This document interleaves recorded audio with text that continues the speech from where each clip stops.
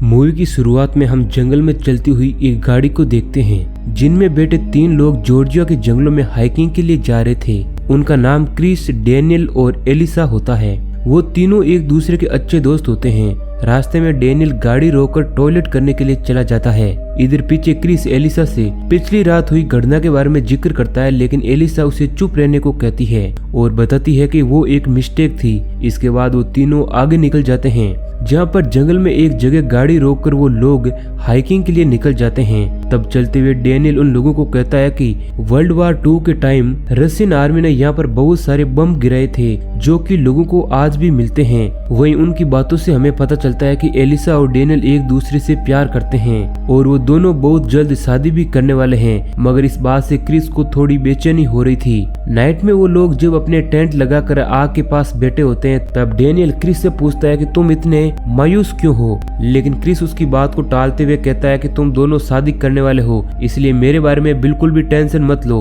और अपनी लाइफ को एंजॉय करो। तब डेनियल कहता है कि तुम ये मत सोचना कि मैं एलिसा से शादी करने के बाद तुम्हारे साथ पार्टी नहीं करूंगा। हम दोनों बचपन से ही साथ थे और आगे भी ऐसे ही साथ में रहेंगे। अब ये सुनकर वो तीनों काफी खुश होते हैं। इसके बाद एलिसा और डेनियल अपने टेंट में सोने के लिए चले जाते हैं और क्रिस भी आग बुझाकर अपने टेंट में चला जाता है। नेक्स्ट मॉर्निंग जब वो जागता है तो वो देखता है कि एक अनजान आदमी उनके सामान के साथ छेड़छाड़ कर रहा है। क्रिस धीरे से उसके पीछे जाता है और उसे पीटने लगता है। तब वो आदमी क्रिस को कहता है कि मैं डेनियल का फ्रेंड हूँ, लेकिन क्रिस उसे नहीं जानता था। तभी वहाँ पर डेनियल और एलिसा आ जाते हैं और वो लोग क्रिस को रुकने के लिए कहते हैं। तब क्रिस डेवी से सॉरी कहता है और वो दोनों एक दूसरे से अपना परिचय करते हैं। डेनियल क्रिस से कहता है कि मैंने इसे यहाँ पर अपने फोटोज क्लिक करने के लिए बुलाया है। अब इसके बाद डेवी सभी को कुछ झाड़ियों के सामने खड़ा होने के लिए कहता है ताकि वो उन तीनों का एक साथ फोटो ले सकें और वो तीनों उसकी गाइड को फॉलो करते हुए वहाँ पर खड़े हो जाते हैं। लेकिन तभी कैमरामैन देखता है कि क्रिस के पैरों के नीचे कुछ है, इसलिए वो सभी को हिलने से मना करता है और क्रिस को कहता है कि तुम बिल्कुल भी मत हिलना क्योंकि तुम्हारे पैर के नीचे बम है। अब ये सुनकर डेनियल वहाँ पर चेक करता है तो उसे पता चलता है कि वो एक लैंड माइन है और अगर क्रिस ने अपना थोड़ा सा भी पैर इधर उधर किया या हटाया तो ये ब्लास्ट हो जाएगा। अब ये देखकर वो तीनों काफी ज्यादा डर जाते हैं। तभी डेवी सभी को शांत रहने के लिए कहता है और कहता है कि हम इसके बारे में जल्दी कुछ सोचते हैं, हमें मदद बुलानी होगी और इन सब में हमें 4 से 5 घंटे लग सकते हैं, इसलिए सुरक्षा के लिए किसी को भी क्रिस के आसपास नहीं रहना चाहिए। मगर डेनियल उसे हेल्प के लिए भेज देता है और खुद क्रिस के पास ही खड़ा रहता है। इधर एलिसा भी इन सब से काफी डर जाती है और डेनियल को वहाँ से दूर चलने के लिए कहती है, मगर वो कहता है कि जब तक कोई भी मदद नहीं आ जाती मैं क्रिस के पास ही खड़ा रहूंगा, मैं उसे इस कंडीशन में अकेला नहीं छोड़ सकता। क्रिस भी उसे वहां से चले जाने के लिए कहता है, लेकिन वो उसकी बात को नहीं मानता है और एलिसा को डांट कर वहां से दूर भेज देता है। इसके बाद वो एलिसा के पास जाता है। तभी उसके फोन में सिग्नल आ जाता है और जब वो हेल्प के लिए कॉल करता है तो उसका कॉल कनेक्ट भी हो जाता है। अब ये देखकर एलिसा बहुत ही ज्यादा खुश होती है और डेनियल हेल्प के लिए उन लोगों को किसी बम एक्सपर्ट को भेजने के लिए कहता है। मगर तभी वो एलिसा को बताता है कि वो लोग तुम्हारी वजह से हमारी हेल्प करने से मना कर रहे हैं। एलिसा उसकी बात को समझ नहीं पाती है। तभी वो कहता है कि पुलिस कह रही है कि हम लोग प्रोस्टिट्यूट की हेल्प नहीं करते। अब यह कहकर डेनियल वापस क्रिस के पास चला जाता है। एलिसा उसे समझाने की कोशिश करती है कि मैं शादी से पहले सब कुछ बताने वाली थी, इसलिए प्लीज मुझे माफ कर दो और हेल्प के लिए पुलिस को कॉल करो। लेकिन डेनियल कहता है कि यहाँ पर मोबाइल में कोई भी सिग्नल नहीं है। यहाँ पर हमें अभी तक कुछ भी समझ नहीं आता है कि आखिर वो लोग किस चीज के लिए झगड़ रहे हैं। लेकिन तभी हमें पता चलता है कि गाड़ी में क्रिस एलिसा से जिस घटना के बारे में बात करने की कोशिश कर रहा था वो डेनियल को पता चल जाती है। दरअसल क्रिस भी एलिसा से प्यार करता है और इसी वजह से वो दोनों एक बार साथ हो जाते हैं। एलिसा इसे एक गलती समझकर इग्नोर कर देती है, मगर क्रिस अभी भी उसे अपना प्यार समझ रहा था। और जब इसके बारे में डेनियल को पता चलता है तो वो उन दोनों से रिवेंज लेने के लिए ये ट्रिप प्लान करता है और यहाँ पर लगी माइंस भी उसी ने लगाई है ताकि वो उन दोनों को यहाँ पर फंसा सके और डेव भी उसी के साथ मिला हुआ होता है। अब डेनियल वहाँ पर छिपे हुए एक स्पेड को लाता है और उसे एलिसा को देकर कहता है कि अब तुम क्रिस के बचने की आखिरी उम्मीद हो, इसलिए यहाँ पर एक गड्ढा खोदकर उसे बचा सकती हो। अब इसके बाद डेनियल लैंड माइन की पिन निकाल कर उसे जंगल में फेंक देता है और अपना सामान लेकर वहाँ से जाने लगता है। एलिसा उसे रोकने की कोशिश करती है, मगर वो उसकी बात को नहीं मानता है और वहाँ से चला जाता है। आगे डेव भी उसका इंतजार कर रहा होता है और जब डेनियल आ जाता है तो वो दोनों वहाँ से चले जाते हैं। वहीं पीछे एलिसा जंगल में जाकर उस माइन की पिन को ढूंढ लेती है और वापस लेकर उसे लगाने की कोशिश करती है, मगर वो पिन नहीं लगा पाती है। क्रिस को शांत करने के लिए उसे झूठ बोलकर कह देती है कि उसने पिन को लगा दिया है, मगर क्रिस को पैर हटाने से मना करती है और कहती है कि अभी हम पूरी तरह से पिन पर भरोसा नहीं कर सकते हैं, इसलिए पहले यहाँ पर एक गड्ढा बना देती हूँ। इसके बाद वो वहाँ पर खोदने लगती है। उसी वक्त वहाँ पर एक शिकारी अपने कुत्ते के साथ आता है जो एलिसा और क्रिस को देख लेता है। उसका कुत्ता एलिसा पर अटैक करने लगता है, मगर वो उसे रोक लेता है। इसके बाद वो उन दोनों पर गन तान देता है। एलिसा उसे समझाने की कोशिश करती है कि मेरे फ्रेंड का पैर एक माइन पर है। दरअसल हम लोग यहाँ पर हाइकिंग करने के लिए आए हुए थे, मगर अब हम यहाँ पर फंस चुके हैं। लेकिन शिकारी उल्टा ये सोचता है कि ये लोग किसी को मारकर यहाँ पर दफनाने की कोशिश कर रहे हैं। मगर जब एलिसा हेल्प मांगती है तो उसे भी यकीन होने लगता है कि ये लोग सच में मुसीबत में हैं।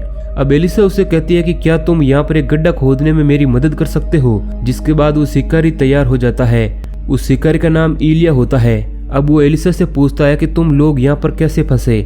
जिसके बाद एलिसा उसे सच छिपाने की कोशिश करती है, मगर वो कहता है कि मुझे सब कुछ सच सच बताओ, नहीं तो मैं तुम्हारी मदद नहीं करूंगा, और वहाँ से जाने लगता है। मगर तभी एलिसा कहती है कि मैं और क्रिस एक साथ सो गए थे, इसलिए मेरे हस्बैंड ने हमसे बदला लेने के लिए ये सब प्लान किया। इसके बाद एलिया कहता है कि तुम लोगों की हेल्प करने पर मुझे क्या मिलेगा। तब एलिसा कहती है कि इसके बदले में तुम मेरा पूरा सामान ले सकते हो। अब ये सुनकर वो काफी खुश होता है और भागते हुए उसका बैग चेक करता है, जिसमें उसे एक पैंटी मिलती है। उसे देखकर वो एलिसा से कहता है कि मुझे तुम्हारी पहनी हुई पैंटी चाहिए, और यह कहकर एलिसा के साथ वो जबरदस्ती करने लगता है। लेकिन तभी क्रिस उसे रुकने को कहता है और उसे अपने पास पड़े $300 देने का वादा करता है, मगर वो कहता है कि मुझे कोई पैसे नहीं चाहिए। अगर तुम वो चीज मुझे नहीं दोगी जो मुझे चाहिए, तब तक मैं यहाँ से नहीं जाऊंगा। जिसके बाद मजबूरन एलिसा वो चीज देने के लिए तैयार हो जाती है, और जब वो उसे निकालने के लिए जाने लगती है तब वो उसे रोकता है और कहता है कि ये तुम्हें यहीं पर उतार कर देनी होगी। एलिसा के पास हेल्प पाने का एक ही रास्ता होता है, इसलिए वो इन सब के लिए राजी हो जाती है। अब इसके बाद एलिया उसकी हेल्प करने के लिए एक गड्ढा खोदने लगता है, लेकिन तभी उसके बैग में उसे एक रेडियो की आवाज आती है जो कि रेडियो फोन होता है। अब ये देखकर एलिसा उससे वो फोन यूज करने के लिए रिक्वेस्ट करती है ताकि वो हेल्प के लिए किसी को यहाँ पर बुला सकें। लेकिन इस बार भी वो शिकारी कहता है कि तुम्हें फोन देने पर मुझे क्या मिलेगा। एलिसा उससे बहुत ही ज्यादा रिक्वेस्ट करती है, मगर तब वो उसकी पैंटी को दूर फेंकता है और कहता है कि तुम्हें वो मेरे पास एक कुत्ते की तरह मुंह में पकड़कर लानी होगी। अब ये सुनकर एलिसा उसे मना कर देती है और वापस गड्ढा खोदने लगती है, लेकिन मजबूरन उसे उसकी ये बात माननी ही पड़ती है और वो ऐसा ही करती है। जिसके बाद एलिया उसे वो रेडियो यूज करने के लिए दे देता है। एलिसा इमरजेंसी नंबर पर कॉल करती है, लेकिन सामने के ऑफिसर को इंग्लिश लैंग्वेज नहीं आ रही थी, इसलिए वो उसे कुछ भी समझ नहीं पा रहा था। तब वो एलिया से रिक्वेस्ट करती है कि जॉर्जिया लैंग्वेज में उनके लिए हेल्प बुलाने को कहो। लेकिन वो शिकारी कहता है कि मैं हेल्प बुला लूंगा, लेकिन पहले उसके लिए तुम्हें अनड्रेस होना होगा। अब ये सुनकर एलिसा उसे वहां से चले जाने के लिए कहती है, मगर अब रेडियो पर वो ऑफिसर बार बार जवाब मांग रहा था, इसलिए एलिया एलिसा को उसे जवाब देने के लिए कहता है कि हम लोग बिल्कुल ठीक है, अगर वो ऐसा नहीं करेगी तो एलिया ऊपर पुलिस केस लग सकता है। इसलिए एलिया उसे ऐसा करने को मजबूर करता है, मगर एलिसा को जॉर्जिया लैंग्वेज नहीं आती थी, इसलिए एलिया कहता है कि मैं तुम्हारे लिए ट्रांसलेट कर सकता हूँ, मगर इसके लिए तुम्हें तब तक अपने कपड़े एक एक करके उतारते रहना होगा जब तक कि वो तुम्हारे जवाब से सेटिस्फाई ना हो जाए। एलिया उसे धमकाता है, इसलिए एलिसा को पहले जवाब देने के लिए अपना टॉप उतारना पड़ता है। इसके बाद ऑफिसर का कोई भी क्वेश्चन नहीं आता है, इसलिए डील के अकॉर्डिंग एलिया वहां से जाने लगता है। मगर तभी रेडियो पर फिर से ऑफिसर बोलता है, इसलिए एलिया भागते हुए वापस आता है। एलिसा इन सब से बहुत ही ज्यादा डर जाती है, इसलिए वो उसे वहां से चले जाने की रिक्वेस्ट करती है, मगर एलिया उसे गन पॉइंट पर ले लेता है। क्रिस उस शिकारी को अपनी बातों में बहकाकर एलिसा को वहां से भगा देता है, मगर वो शिकारी अपने कुत्ते के साथ उसके पीछे चला जाता है। पीछे क्रिस एक चैन की मदद से एलिया की गन को अपने पास ले लेता है। तब तक वो शिकारी भी एलिसा को लेकर वहां पर वापस आ जाता है। अब क्रिस उस पर गन पॉइंट करके उसे छोड़ देने के लिए कहता है, मगर वो उसे नहीं छोड़ता है, बल्कि उसके साथ जबरदस्ती करने लगता है। क्रिस उसे चाहकर भी शूट नहीं कर पाता है, क्योंकि उसका निशाना सटीक नहीं होता है। इसके बाद जैसे ही एलिया पर गोली चलाने वाला होता है कि उसी वक्त उसका डॉग क्रिस पर अटैक करके उसे गड्ढे में गिरा देता है, जिससे गोली चल जाती है और वो गोली एलिसा को लग जाती है। क्रिस को जब होश आता है तो उसे पता चलता है कि एलिसा मारी जा चुकी है और वो माइन नकली थी। अब इसके बाद हम कुछ महीनों के बाद का सीन देखते हैं, जहाँ पर हम क्रिस को देखते हैं जो एक फैमिली से कहता है कि टूरिस्टर हूँ और यहाँ पर रास्ता भूल चुका हूँ। वहाँ पर आसपास में कोई भी मैप की दुकान नहीं होती है, इसलिए वो लेडी और उसकी डॉटर उसे कहते हैं कि हम तुम्हें मैप प्रिंट करके दे सकते हैं। इसलिए क्रिस ऊपर चला जाता है। वही हमें उस वक्त पता चलता है कि वो फैमिली इलिया की है, जो उस वक्त बाहर काम पर गया था। मैप प्रिंट होने के बाद क्रिस वहाँ से जाने लगता है, मगर तभी वो लेडी उसे लंच ऑफर करती है, इसलिए क्रिस उनके साथ लंच करने के लिए बैठ जाता है। उसी वक्त वहाँ पर वो शिकारी आ जाता है, जो कि क्रिस को अपने घर में देखते ही हैरान रह जाता है। वो क्रिस को तुरंत वहाँ से बाहर निकलने के लिए कहता है। अब ये देख उसकी वाइफ और डॉटर कुछ भी समझ नहीं पाती है, मगर एलिया क्रिस को गाड़ी से छोड़ने का बहाना बनाकर उसे बाहर ले जाता है और उसे कहता है कि प्लीज तुम यहाँ से चले जाओ, क्योंकि मैं नहीं चाहता कि इन सब में मेरी फैमिली भी खतरे में पड़े, इसलिए मैं तुम्हें 1 घंटे बाद बाहर अकेला मिलूंगा। क्रिस उसकी बात मानकर वहां से चला जाता है, लेकिन थोड़ी देर बाद ही वो उसके कुत्ते को घायल करके उसका बहाना बनाकर वापस घर में घुस जाता है। अब ये देख एलिया उसे मारने के लिए अपनी गन लेने जाता है, मगर तभी क्रिस अपनी गन से उसके दोनों पैरों पर शूट कर देता है और बाद में उसकी वाइफ के हाथों को बांध देता है और एलिसा की पेंटी को दिखाकर कहता है कि अपनी फैमिली को सब कुछ बताओ कि मैं यहाँ पर क्यों आया हूँ। एलिया उसे कहता है कि जब वो नशे में होता है तो कुछ गलत काम कर देता है।